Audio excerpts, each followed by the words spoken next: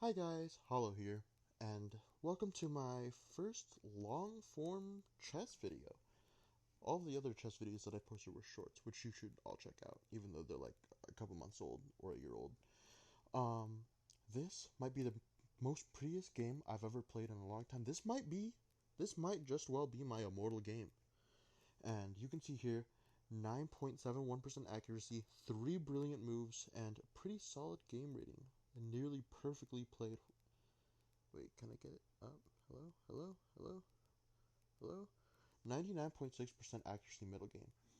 And so, I want to give a quick recap and just show you all the moves that I played because it was pretty good. I played this against the 1800 rated chess bot of November 2025. Is this the RuneScape collab? I don't know. I don't know too much about the game. Anyways, I start off with e4. That's my first move. Black plays French, and I'm like, because I hate the French. I hate the French, so I just start playing whatever looks right. I take the center, he pushes with d5, I defend the pawn with my knight. Black pins the pawn, or pins the knight, so now the pawn isn't protected, so I protect the pawn again. The pawn's protected. Develops the knight.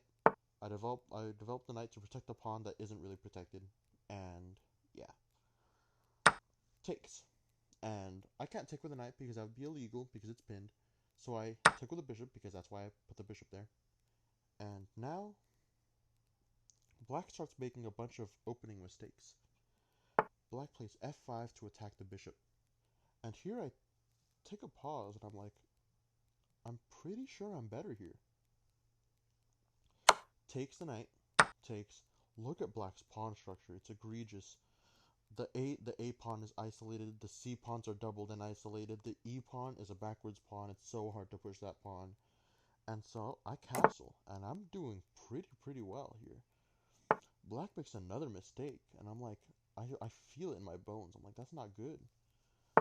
I'm able to move my rook out of that pin, and now I'm just putting more like pressure on the E pawn, the E6 pawn. And sure, the knight on C3 is also pinned now that I move my rook there, but that knight, I don't care about that knight. I care about my other knight on E2 because it can move to F4 and attack that pawn so easily. The king starts running because it senses the danger, but I know that's a step in the wrong direction because I boot the bishop. The bishop goes here, and then I go here. I'm attacking the pawn. This pawn right here, it's under a lot of pressure, and it's so hard to defend against that pressure. If you try to alleviate the pressure by trading, you're just helping my bishop develop, and now you're just helping me develop my pieces. And so Black decides to go with a unique move, moving the bishop forward so that it can defend the bishop or to defend the pawn from the front. And here I'm like, oh, I see. I hit this bishop too. It goes here to keep trying to defend that pawn. And which knight do I take the bishop with? The answer? The c pawn. Oop, c pawn. Point of which is that Black is left with two very uncomfortable choices. If Black takes like this, I take the pawn and a horse gets shoved into your face. Like, this is very uncomfortable.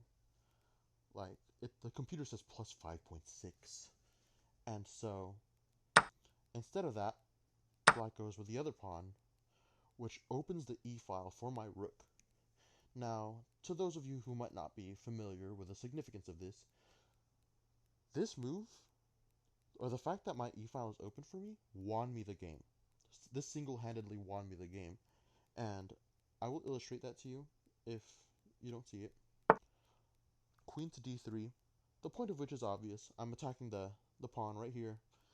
It's under fire, it comes with check, and so Black has to defend it. Black chooses to defend like this. However, that is not the only reason I played queen to d3.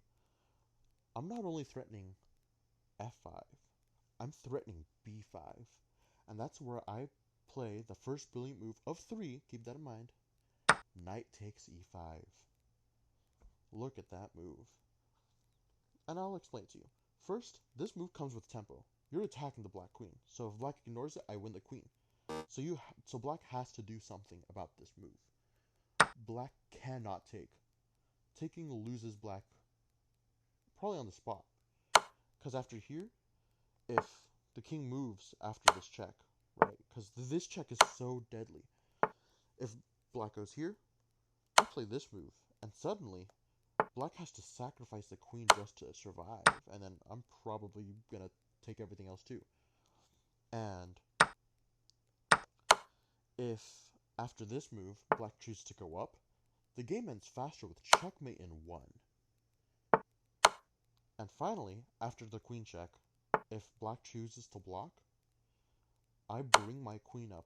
The king can't run because of the rook on the e-file. The e-file that just completely dominated. And so after the king either moves or blocks, I take the rook and I'm winning by a lot. And so black realizes, oh shoot, I can't take that knight with my pawn. However, to black's credit, to the computer's credit, it finds a really unique idea. Bishop takes h2. At first I didn't see the purpose, because I just take. But then after this, first of all, after I sacrifice my knight, black sacrificed their bishop back, so material's equal. However, this queen b5 idea now no longer works. You see, because the bishop was on this square, and it blocked the queen's vision. But now that that trade has happened, oops, spoilers. Now that that trade has happened, I can't play this move because black goes here. And now, if I trade queens, suddenly my attack is over because I don't have my queen anymore, my most powerful attacking piece. And also, if I go backwards to avoid a queen trade, I'm going backwards. My momentum has stopped in its tracks. And so, that's the unique idea behind that bishop sacrifice to block with a queen. And so, because the queen is on this file, it's able to block. So, I come up with a brilliant solution to take it off the 6th rank, which is bishop to g5. This is wow. This is a really pretty move too, because my bishop went from non-activity on c1, it doesn't see anything, to now controlling basically all of the dark squares around the enemy king. And black can't take the bishop. Black can't take the piece of candy, because now queen b5 works again, because you can't block with a queen because it's over here now. So since black literally cannot take the bishop, black has to move to the side and just not take the bishop.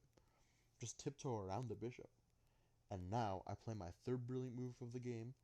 Black still cannot take my bishop, so I am free to play a move, and I play a move I shall, with a rook to e5. This is a huge improving move. Like, this move has so many layers to it, it's so subtle. First of all, I'm attacking all of the pawns, right? Taking the d pawn comes with check, taking the f pawn supported by the queen are ideas, but the main idea of this move is to bring my a rook into the game by doubling my rooks. So that's the main idea. So if black does nothing, I'm probably, well, maybe I won't do nothing here, but like, this looks really good for me. And here, black caves. Black gives me a check, I go back, and he takes my bishop. And so since that queen is no longer on the 6th rank, I'm free to play my queen b5 check move idea that I wanted to play. Blocks, check, king moves down. And here, I stop. My original plan was to take this rook, because that's the whole point. That was the whole point, right? Now, my priorities have shifted. I looked at the king. First of all, the king has no squares to move, no legal moves. It can't move anywhere, because of the queen, the rook, and the pawn that's protecting the rook. So, here, I'm like, oh boy, this is a mating net. The king is in a mating net right now. I can go for checkmate. And I find the perfect stockfish approach to finding checkmate with pawn to c4. This move looks so slow. Like, what's the point of it? The point is if black does nothing, I'm threatening pawn to c5 checkmate. Look at that checkmate. the king is entombed by my queen and my rook, and then the pawn does a final blow. And so that's the point of c4. You can't ignore that move. Black has to take. But then I take back. I'm still threatening to push c5 now that my c-pawn was replaced after that exchange. The only way to delay it is for black to play c5 himself. And now the checkmate gets a bit trickier. Because if I take, the pawn that used to protect my rook has moved, so the king can take my rook. And so I'm like, oh my goodness. How do I go forward? And rook here works. It's also considered the best move. However, I find another move that still wins in the same number of moves, but I think it's much more prettier, in my opinion. Rook to e1. It's a very slow move. It's a calm behind the storm. The calm before the storm. But the purpose of which, I'm threatening so many checkmates right now. I'm threatening the original pawn takes checkmate. Now that my rooks are doubled, I'm threatening this checkmate and this checkmate. And the thing is, black simply cannot stop all the threats. And so black sacrifices the queen to delay it. I take. Black takes this pawn, and I can either go here or here. Both of them are checkmate. I choose this mate, and I win. 3 brilliant moves in 4 turns. Look at that. Isn't that beautiful? That's gorgeous. All of these have such subtleties, and this is why I consider this to probably be, as of now, this game is my immortal game. Because look at this. Beautiful chess. Beautiful. And that's the reason why I play the game. I play the game to make pretty displays. I'm not sure if you could tell, my favorite chess players are tall and witty alien, so, you know, gotta pay homage to them. And so yeah, I hope you enjoy this chess video. If you like what you saw, my immortal game, please feel free to like and subscribe to support the channel, and I'll see you later.